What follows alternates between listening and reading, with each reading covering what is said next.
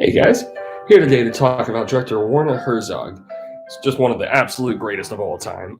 He's just very strange, and I would definitely describe him as one of the most eccentric directors of all time. He just has a very unique and compelling way of just pulling, investing you right into his distinctive stories. Like there's just a lot of mystical and philosophical, insane appeal that makes it ultimately.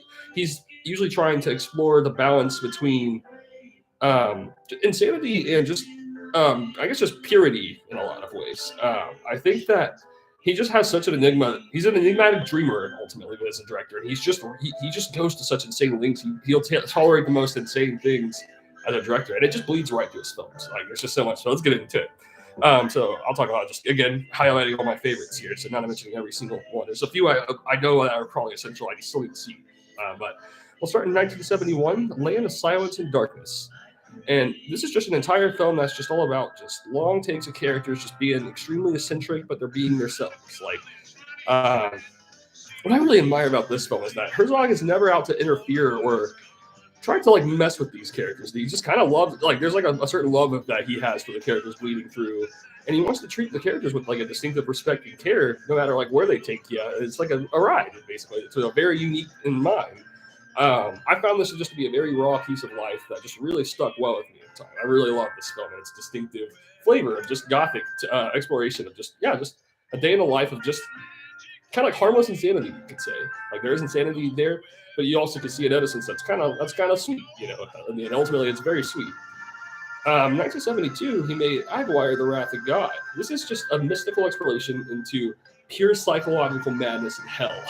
I mean, as you watch this thing unfold, there's just such a hypnotic opening scene. It's like 5 minutes long of just one long take, the most epic music you could possibly imagine. Just showing all these characters, just like you don't really know what's going on, but they're just all going crazy. It seems like the most beautiful landscape surrounding them, but there's just such like a harshness to the characters and just the journey they go on. It's really insane to go down the depths of just the Red Man.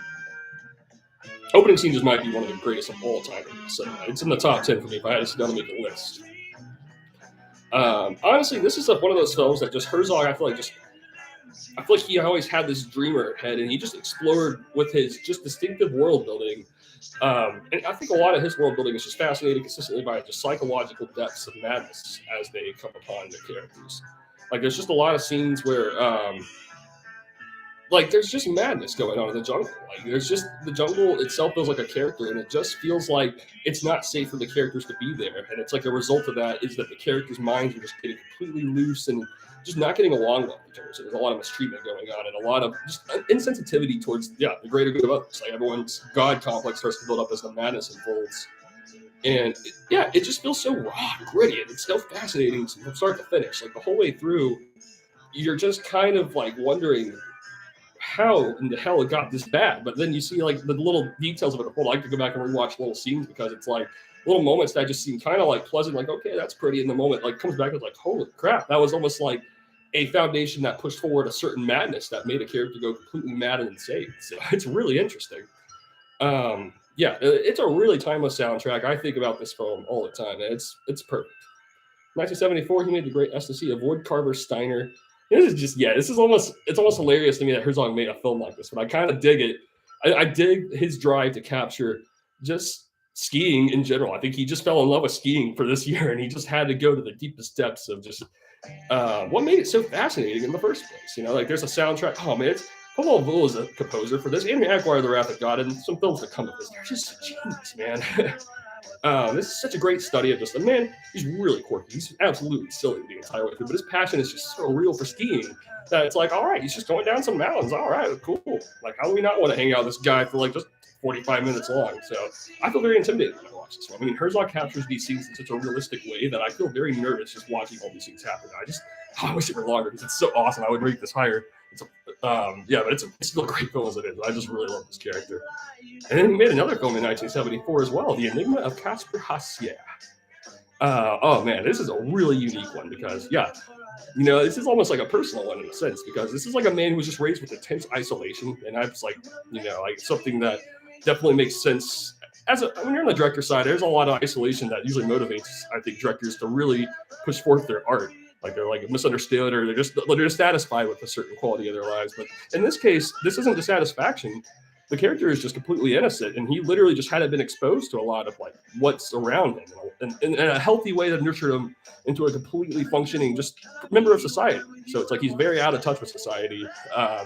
He's just thrown right into civilization. All these people look at this guy; he's like an alien. It's like, what do we do with him? Like, and it's a very quiet tragedy too, of just like kind of consistently taking an insane mind through the wrong places. You know, it's like you can almost have a conversation that's good, but it can eventually lead to a place that wasn't the wavelength that could have been for the benefit of an eccentric mind like that. So this is sort of just so, yeah, it just kind of compels people, but it also kind of just makes people go, what the hell also? So it's a very timeless, relevant film for that. Oh man, it's really crazy. I mean, just, it's like these actors, it's like, how did Herzog find actors like these between Klaus Kinski and Bruno Gaz? It's like, geez, like, excuse me.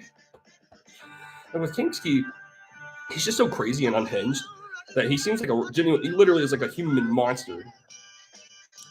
And Herzog was just out to capture the genius living inside the madness, while and that caused just the most insane friction you can possibly imagine. Like, it's so wild.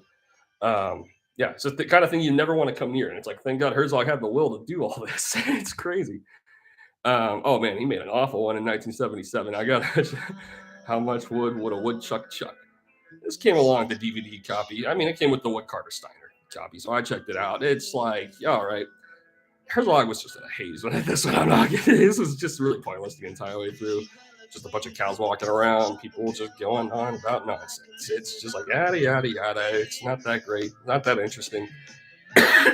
There's a more interesting one he made in 1980 called Herzog Eats His Own Shoe. That one's pretty cool. I like that one a lot better. But not much to say because that's just straightforward. That title literally is what happens in a 5-minute span. In 1976, he made Heart of Glass. This was okay. I think what happened in the mid-70s, and this is what was, a lot of artists, I think, fell almost just too hard into the mysticism behind a lot of this stuff, to the point where like that almost takes over any layers in the story of direction and pacing. That's consistently human to the characters. I think Herzog maybe got a little out of touch with it just a couple of films, but obviously he found this ground like big time. But I think he was searching a little in this one. It's very colorful. It's very interesting, but it's just not one that leaves as much of a powerful and significant mark. It just kind of feels like an okay, now it's just another movie, to me at least. And maybe a rewatch would improve that. But that's just kind of what I've seen. That's what stuck with me as I thought about this over the years.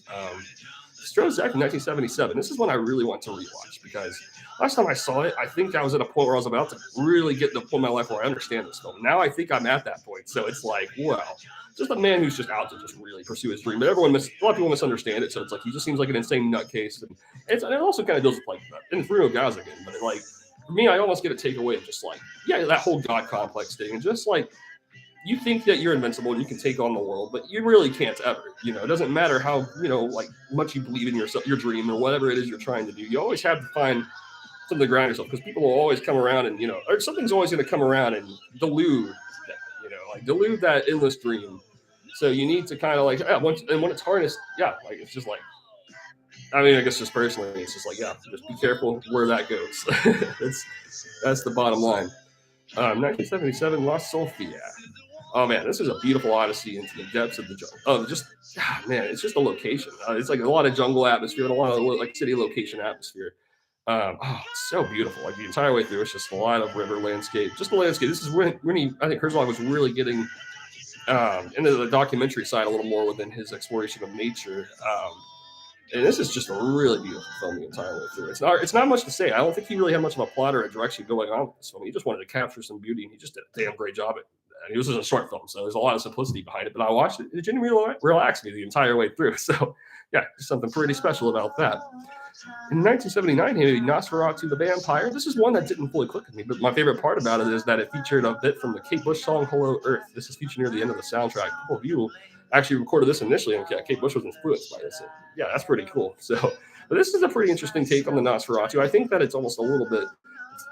It's extremely eccentric and how over the top ambitious it all feels. It's almost a little bit too grand for a story like this. I feel like it didn't really have a lot of intimacy behind it, but the grand mystique and wonder of Herzog really did shine in this film in a lot of ways too. I think he just seems like he's really like he's always really searching for stuff. Like, I mean, that's the thing. His film, that's just the thing. He's just one of those. He's got an endless something about him. Like, he's a pretty invincible force.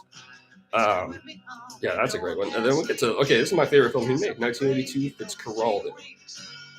I don't even know how to talk about this film because it's so powerful and insane. And this is just the story of just a dreamer. He's just like he's just going to put his life into this passion he has, and he's going to go out and do the impossible, which is literally to take a big old ship abandoned out in the middle of the jungle, lift it over the giant, biggest mountain you could possibly imagine, open over into the river, and all the way back to home. That's just like hundreds, thousands of miles away, just so everyone can have their own paradise and their glory. Holy moly. Herzog just bleeds fearlessness in all of his films, and this is where he really shines and explores that within himself and others and other dreamers. Like, that's made me this is a great metaphor for so many dreamers who were, thought that, they had something to them and they actually went out and did it. Like a lot of rock stars, a lot of authors, like they just really had a great eye. So this is like almost like that's very psychological. This is like a reality happening. This is a man who really dreams, who really walks like his entire dream through to like hellish depths. I mean, depths that just really put other people through hell. But he's just the coldness. You could say this runs heavy on cold because so much fascination bleeds within just an insensitivity towards all the characters as they put their lives literally to death just to make this one man's dream happen. And the man's insane. Klaus Kinski. God damn, it's almost the worst man I feel like you'd want to suck up to in the end of the Jeez, all these guys are doing it. So, I mean, this is just raw, man.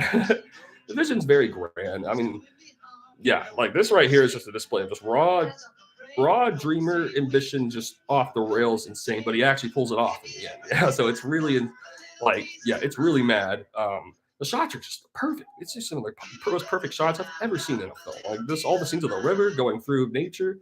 I mean, it really is like Apocalypse. I like it better than Apocalypse Now as far as that. It's even better to me because it's just even more personal and real, raw, man.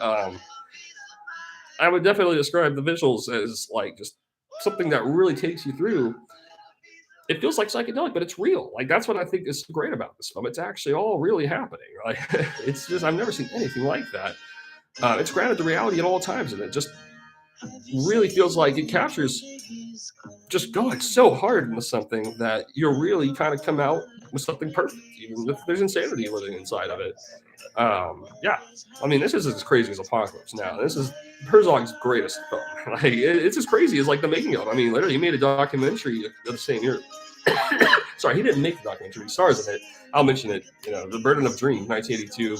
Les Blank directed this, but this is a film that just captured behind the scenes of what was going on, and lo and behold, it's about as insane. Like him and Klaus Kinski were literally about to kill each other so many times throughout the set.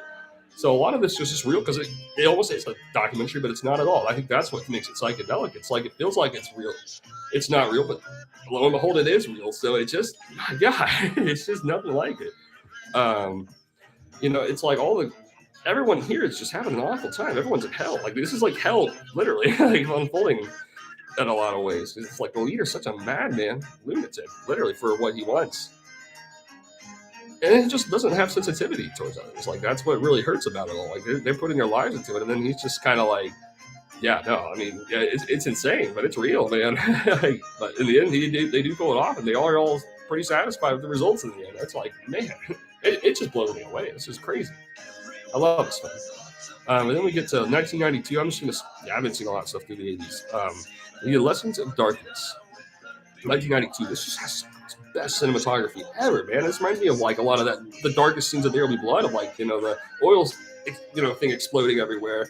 I mean, this film is just like an apocalypse, but it's, of course, I think the title really speaks for itself, but there's something beautiful living inside of darkness. There really is something of a glory that can be found after you live in darkness for an extended period of time. You start to see the sunlight and you feel better. It's like, it's all about balance at the end of the day. And this film, I think, represents Herzog's bravery and just will to always pursue his dream. Like it's beautiful.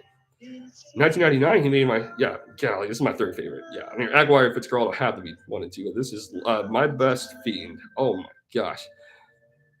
This is the rawest, like I was mentioned earlier on Burden of Dreams, how Herzog and Kinski were just like worst rivals when they were on set.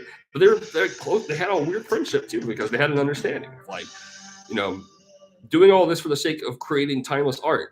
You know, and that's kind of what they saw as inside as making it all worth it. But man, like they're in hell while they're doing it. Like they feel like hell towards each other. They feel so bitter. It's almost like Kinski is constantly threatening to kill everyone because he's a madman maniac, and Herzog's just laughing at him like he's a little boy. And yeah, it's like holy crap. And just the feud of it all is just unfathomable. Like I just could you even imagine hanging out with these kind of people? Like just always bickering, always feuding, but making great art in the process. So it's very like much like a complex madness living in all of that. Man, and I just really can't get over that. Like just that kind of chemistry. You just don't see that. But I think it's perfect for cinema. You really do kind of need something of a balance of like, I don't get this about you. The director wants to, I want to explore you. I want to understand how in the hell, because it's almost like I would never want to be like this. So how can I understand something that's in my face that I just can't wrap my head around exactly? While Kinski on the other end is like just a cartoon character. He is just mad and crazy and always just, yeah, like something is pissing him off always inside, and he's just constantly a complete buffoon. Like he's acting very violent and dangerous, like all the time. He has absolute insensitivity towards humanity. I think he's a literal psychopath. And Herzog just looks at this man like, I mean, and I think he truly like hated him. He's just like, how? Like, how can this man be real? But you can't say that to him because, well, he's making your art, you know? So it's like, my God, it's just the most fascinating balance, I think, living inside a bomb like that. It's really unique.